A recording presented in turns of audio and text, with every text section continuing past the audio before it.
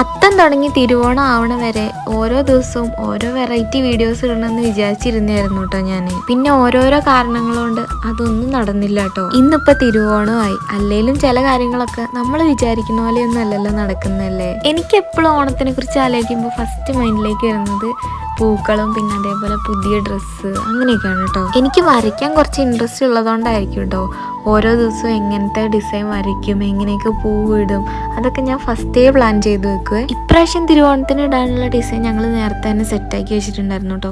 പക്ഷെ രാവിലെ തന്നെ മഴയായതുകൊണ്ട് കുറച്ച് വെള്ളമൊക്കെ നിന്നിട്ടുള്ള ബുദ്ധിമുട്ടുണ്ടായിരുന്നേ. പണ്ട് ഞാനൊക്കെ ചെറുതായിരുന്ന സമയത്ത് വീട്ടിലൊക്കെ അത്തിടുമ്പോൾ ഇവരെല്ലാവരും പോയി പൂവൊക്കെ പറിക്കും കേട്ടോ. ചില ദിവസങ്ങളിൽ മാത്രം മൂടുണ്ടെങ്കിൽ നമ്മൾ പോകും. പക്ഷെ സ്കൂളിലെ ഓണപ്പരിപാടീൻ്റെ തലേ ദിവസം നമ്മൾ എന്തായാലും പോകും കേട്ടോ. ഇനിയിപ്പോൾ അന്ന് വെയ്യാതിരിക്കുകയാണെങ്കിലും എങ്ങനെയെങ്കിലും പോയി കുറച്ച് പൂ പറിച്ചിട്ടേ സ്കൂളിൽ പോവുള്ളായിരുന്നു. ഇനി എത്ര ഓണം വന്നാലും പണ്ടത്തെ ആ ഒരു രസം ഇപ്പം ഇല്ല.